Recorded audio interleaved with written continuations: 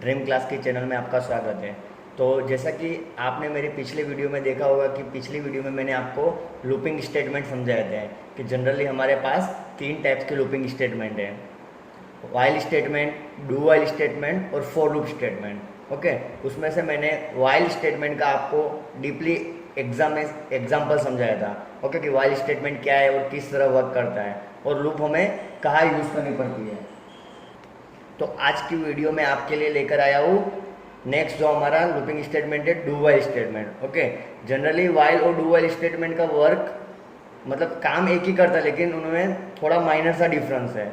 Okay, जैसे कि मैंने आपको समझाया कि तीनों लूपिंग स्टेटमेंट में हमें तीन चीज़ें चाहिएगी कि स्टेटमेंट को वेरिएबल को इनिशियलाइज करना होगा। ओके, सेकेंड वन मैंने कहा था कि कंडीशन चेकिंग,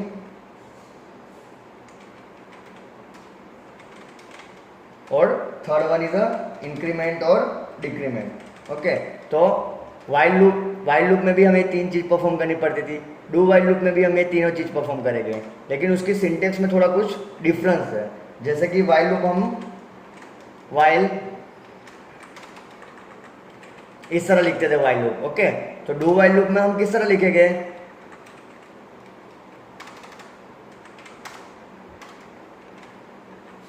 डू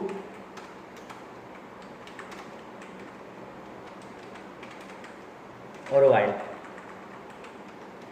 ओके, ये वाइल लूप का ब्लॉक था हमारा। ओके, अब ये जो सेकंड हमारी लूपिंग स्टेटमेंट डू वाइल, ये हमारा जो मैं आज आपको डिटेल में समझाने वाला हूँ वो डू वाइल स्टेटमेंट है। ओके, अब वाइल लूप में और डू वाइल लूप में क्या बेसिक जो डिफरेंस है वो मैं आपको थोड़ी देर बाद बताऊंगा। पहले हम लोग अच्छे से सीख लेते हैं कि डू वाइल स्टेटमेंट क्या है और वो किस तरह वर्क करता है। ओके, तो चलिए मैं आपको प्रैक्टिकली सिखाता हूँ। पहले जैसा कि मैंने पिछली वीडियो में आपको बताया था कि वाइल स्टेटमेंट से मैंने कुछ नंबर प्रिंट किए थे, एक सीरीज प्रिंट की थी, वो मैं आपको अभी वापस करके दिखाता हूँ कि क्या किया था। वाइल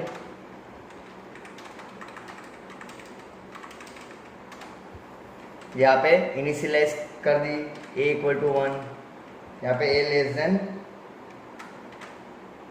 5 और यहाँ पे प्रिंट एफ %d a। यहाँ पे हम क्या कर रहे थे, इंक्रीमेंट यूज कर रहे थे। ये हमारा वाइल लूप से प्रोग्राम रन हो रहा था।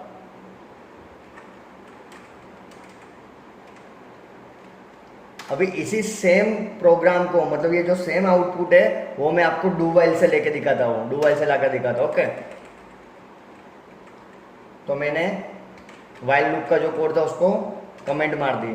अभी मैं रन करके देखता हूँ मेरी स्क्रीन ब्लैंक आ रही है। ओके, डू वाइल की सिंटेक्स मैंने आपको समझाई, डू वाइल। ओके, डू वाले ब्लॉक में हमें क्या लिखना है, जैसे कि मैंने आपको समझाया कि हमें इसमें भी तीन चीज़ें चाहिए। फर्स्ट ऑफ ऑल स्टेटमेंट को इनिशियलाइज कर दिया a इक्वल टू 1। ओके, उसके बाद हमारे क्या करना है, 1 से 5 प्रिंट करना है, तो मैं यहाँ पे a को प्रिंट कर देता हूँ।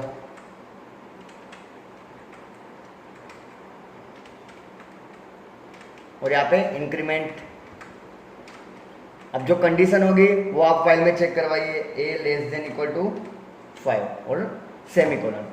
एक चीज आप यहाँ पे ध्यान रखिए कि वाइल लूप में यहाँ पे कंडीशन चेक के बाद कोई सेमीकोलन नहीं था, जबकि डू वाइल में वाइल के बाद सेमीकोलन है। अब सेमीकोलन का मतलब क्या होता है, मतलब सेमीकोलन का मीनिंग जैसे कि मैंने आपको बताया कि स्टेटमेंट को टर्मिनेट करने के लिए सेमीकोलन का यूज होता है। अब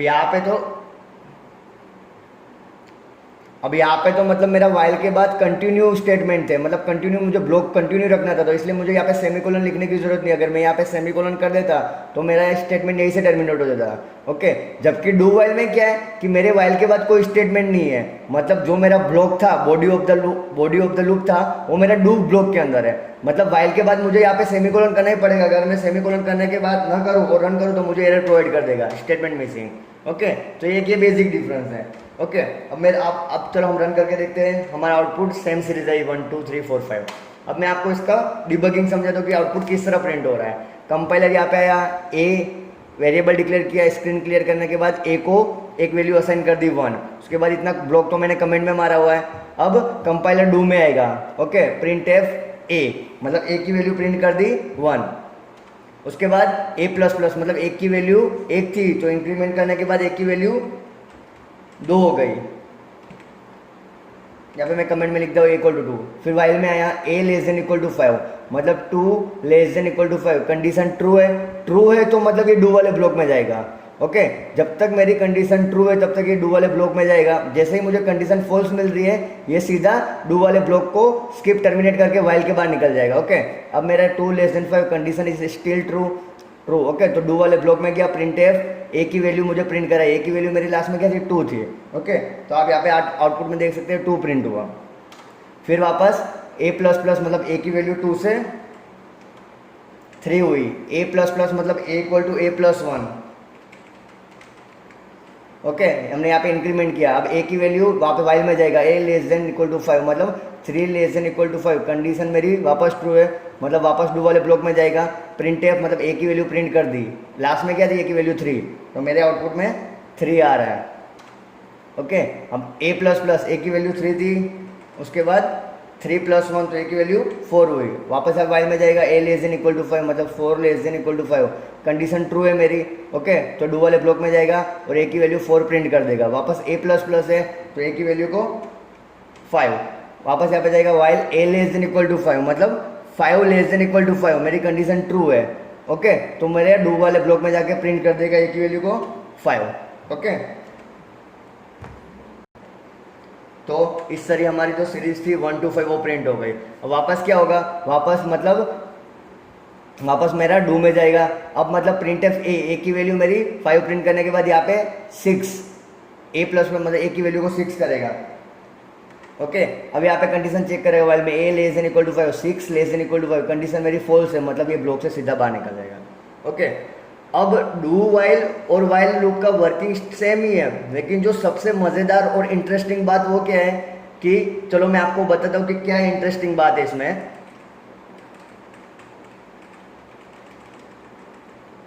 अभी मैं यहाँ पे इस कंडीशन को रिवर्स कर देता हूँ अपोजिट की, ए ग्रेटर देन इक्वल टू 5 होता है। ओके, अब प्रोग्राम को रन करते हैं। देखिए हमारा आउटपुट में सिर्फ 1 ही आया, क्यों, क्योंकि कंपाइलर आया यहाँ पे आया ए इक्वल टू 1, वो सीधा डू लूप में गया, वाइल प्रिंट एफ ए की वैल्यू उसने 1 प्रिंट कर दी। ओके, 1 प्रिंट करने के बाद ए प्लस प्लस, मतलब ए का इंक्रीमेंट 2 तो हो गया। ओके, ए की वैल्यू इंक्रीमेंट तो कर दी, 2 हो गई। उसके बाद वाइल में आया ए ग्रेटर देन इक्वल टू 5, मतलब 2 ग्रेटर देन इक्वल टू 5, मतलब यहाँ उसको कंडीशन फॉल्स मिल गई।